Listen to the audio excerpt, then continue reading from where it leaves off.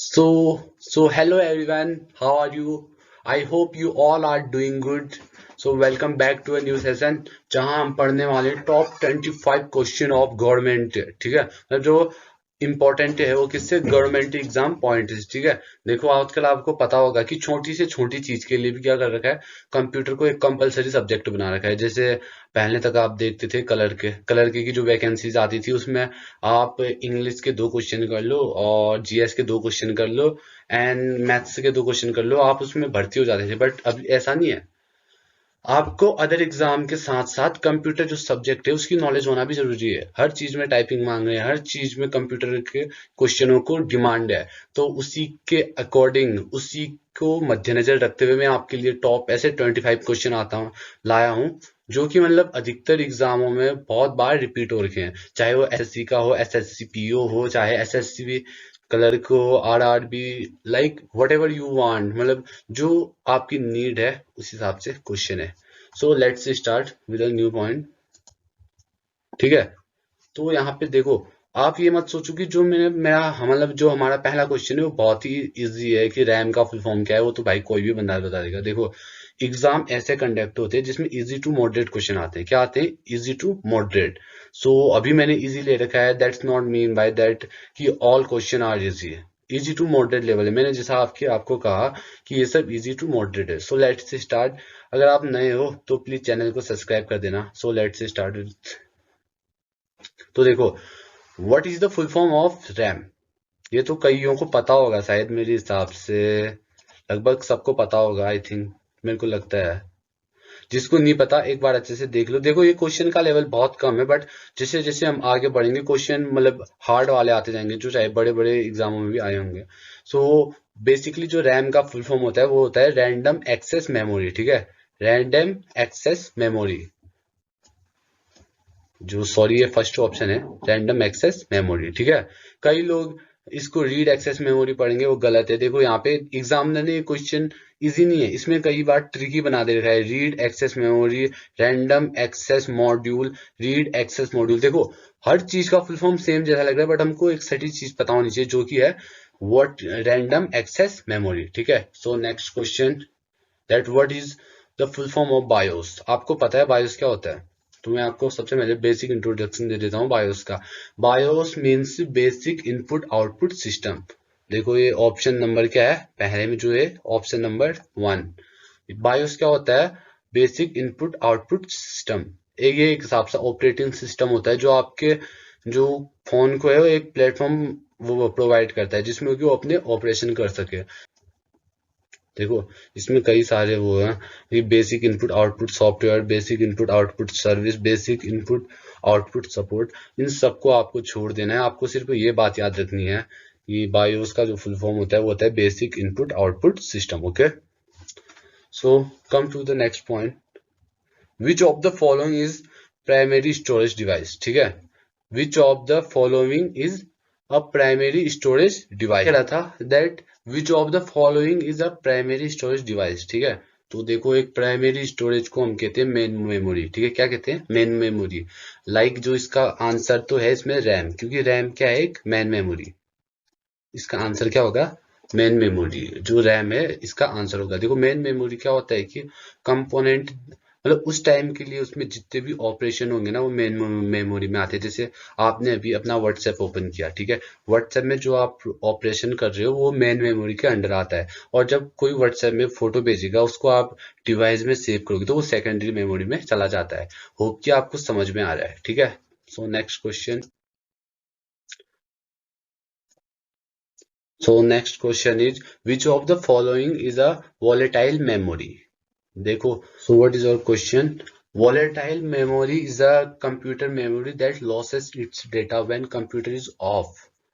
It means कि volatile memory में अगर आपका कंप्यूटर ऑफ हो गया तो आप अपना सब डेटा लॉस कर दोगे। जैसे आप अभी माइक्रोसॉफ्ट वर्ड में, माइक्रोसॉफ्ट एक्सेल जो भी है वर्ड में आपने उसको काम कर रहे हो, जैसे आपने एक पीडीएफ ही बना ली, कुछ लिख लिया, और जब आपने उसमें कुछ लिख दिया तो अगर आप उसे बिना सेव करे आपका पीसी किसी कारण से स्विच ऑफ हो जाता है, मतलब वो चाहे रीजन कुछ भी हो, चाहे बैटरी खत्म हो गया, फिर पावर की सप्लाई खत्म हो गई है, वो पीसी अगर स्विच ऑफ हो गया तो जो आपने MS एक्सेल में लिखा था वो सेव नहीं किया है, तो वो डेटा हट जाएगा, क्योंकि वो तभी तक वैलिड है जब तक आपका फोन में पावर है उसमें।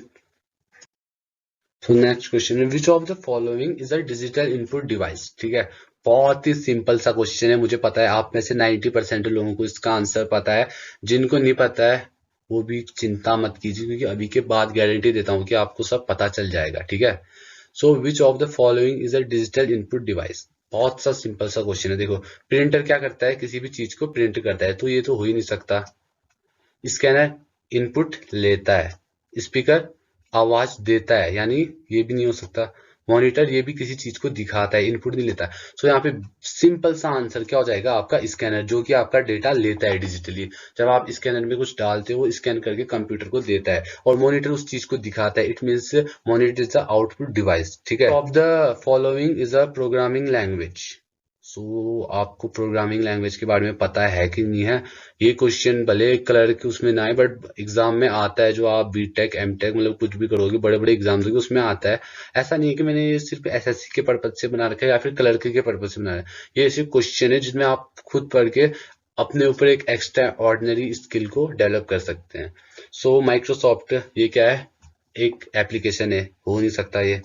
और ये एडोब फोटोशॉप ये भी एप्लीकेशन है, हो नहीं सकता। इंटरनेट एक्सप्लोरर ये भी एक एप्लीकेशन है, ये भी नहीं हो सकता। सो प्रोग्रामिंग लैंग्वेज इज C++। आप में से कईयों ने इसका नाम तो सुना ही होगा, C++। So come to the next point. देखो, which of the following is the high level language. ठीक है, इनमें से कौन सी हाई लेवल लैंग्वेज है। ठीक है, असेंबली लैंग्वेज, मशीन लैंग्वेज, सी लैंग्वेज, या फिर ऑल ऑफ।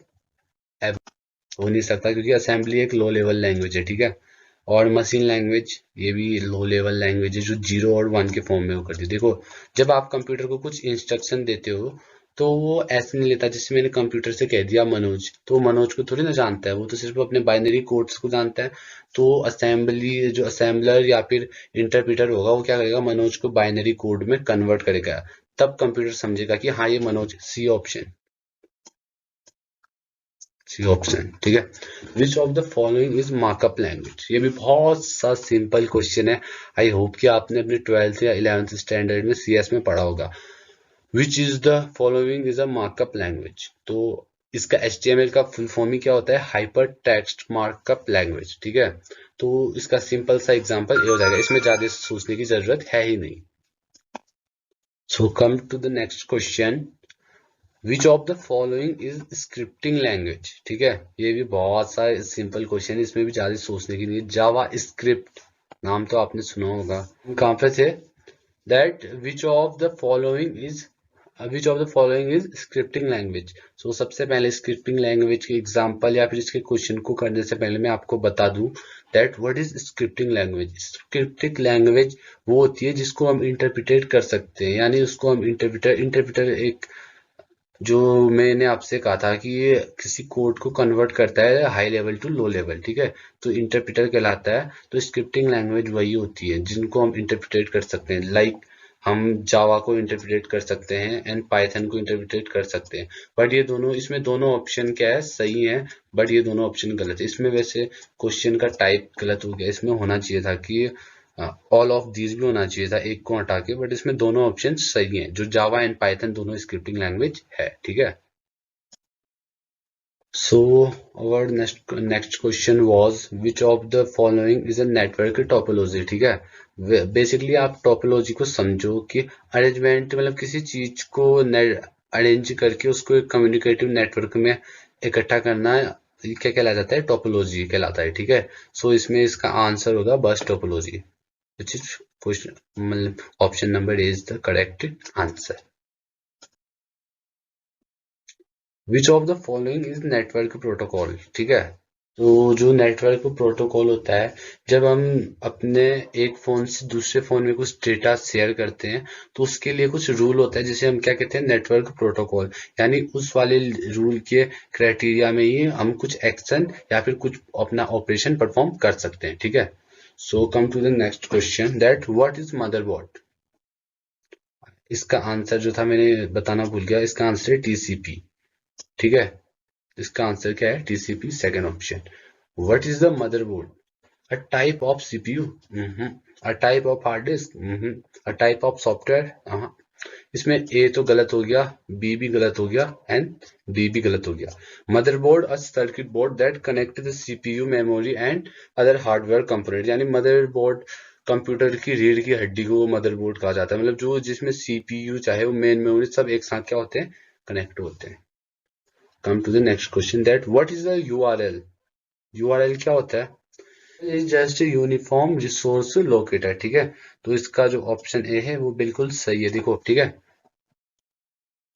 सो ये जो फायरवॉल होता है वो एक्चुअल में होता क्या है कि जो भी इनकमिंग जो वेबसाइट में डेटा आ रहा है या फिर कहीं कुछ जा रहा है, उसको एक ऑथोराइज उसको क्या करता है? मॉनिटर करता है, ताकि कुछ भी इलीगल एक्टिविटी उस साइट के अंदर ना हो। जैसे हैकर को बचाने, मतलब किसी साइट को हैकर से बचाने के लिए उस वेबसाइट के लिए फायरवॉल को डेवलप किया जाता है।